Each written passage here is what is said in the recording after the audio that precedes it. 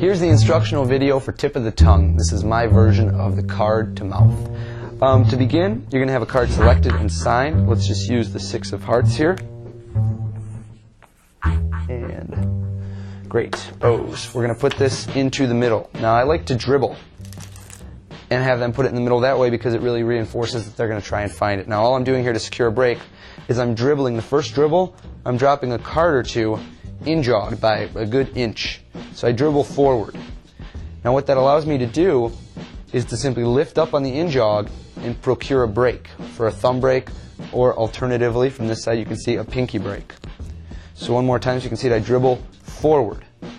Looks just messy. Lift up, catch a break above the signed selection. Now at this point you have a few options. In the video demonstration I used a classic pass. I'm going to teach a turnover pass as that's more often than not what I actually use. Here's the pattern I use along with it. I normally will state, now I want you to notice your card is nowhere near the top. I show the top 3 or 4 cards. I put it down, and I'm going to show you an exposed view so you can see it. At that point I do a turnover pass and I say, notice your card is nowhere near the bottom. It's somewhere, and I turn it back over, lost in the middle. That's my pattern to explain why I'm showing the top and bottom cards. Now here's how a turnover pass works. Of course that brings the selected card to the top. A turnover pass, you're going to have a break above the selected card that you want to go on top. Your forefinger curls under the pack. Okay, this is a Herman turnover pass. Your right hand is going to go into biddle grip, obscuring the right side of the pack. All of this area gets obscured, just like so. That's your hand positioning. Your left forefinger does most of the work. It's going to curl. Okay, all I'm doing is using the forefinger to curl, turn the pile perpendicular to the top pile, and bring it over so that it passes over the edge, and it's now pushing against my pinky and my palm. That's how it's going to look, just from an underneath type view. So, all of that should be covered. If you do it right here, it's invisible. That should entirely be invisible. That move is covered from above. Now, what you're going to do at this point is when you're here, you're going to use your right forefinger to flip the pile, okay, the top pile, onto the bottom pile at the same time, flipping it around. Okay, I'm going to go through it again just so you can see the motion. Turn the pile. Using your right forefinger, start turning it around until the packets coalesce, and then flip them all the way over.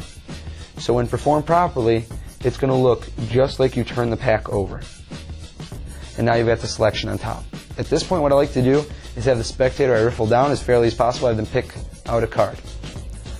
I'll usually have them pick out another card, and it's up to your discretion how much presentation you want to do here. You could have them pick out a third. At this point, I'm going to get a break below the top card, their signed selection. I'm going to tell them to put their hand on either card, their choice. When they put their hand on that card, I'm going to say, okay, now what I want you to do is go ahead and turn it over. Now notice I do exaggerated motions. I'll normally go ahead, turn that card over.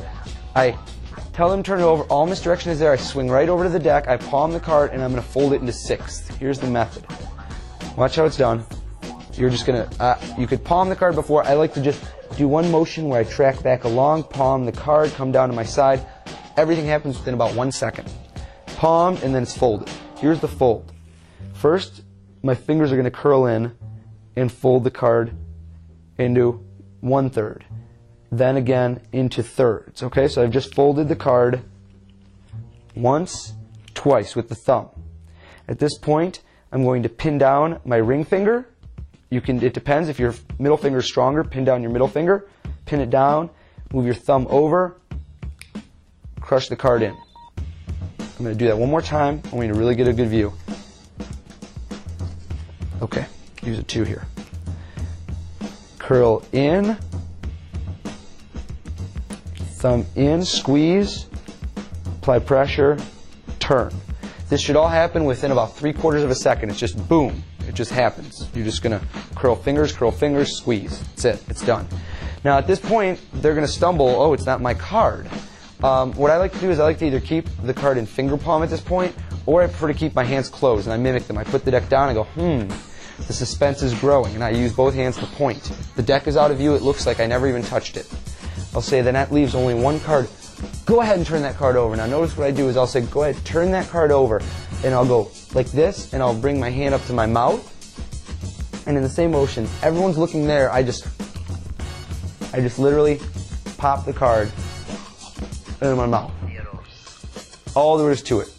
So it's, go ahead, turn that card over. And if you want, you can really turn your back. Say, I'm not even going to look. Go ahead, turn that card over. Pop it over. There's so much misdirection. So let's pretend this card's in my mouth. When they turn this card over, there's a number of different things you can do. I usually will use the misdirection to say, look at it, and then I simply come over and I top change. I point at them, I rub my head, I give a wave, and it changes into a different card. All there is to a top change is you're going to push a card over. I think this is just a Hugard and Browie top change. Is you're going to push the card over, the top card, as you approach. Okay, this is done under misdirection. You turn it down. You bring your hands together a little bit elevated.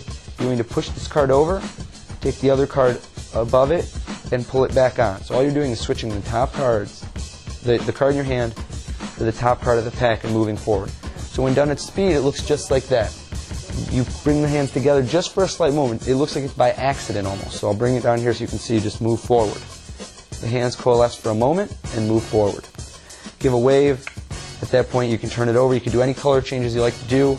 Then at that point, I like to just cough up the card, and there it is. I say it was on the tip of my tongue. Now, of course, use discretion when performing this effect. I don't recommend doing this at restaurants unless the crowd is okay with it. You can see they're having a fun time. They won't be grossed out. It's kind of a more risque effect, but it really plays big, and it plays for big groups as well. This is a stand-up trick. You can do this for 100 people. Back to the tongue.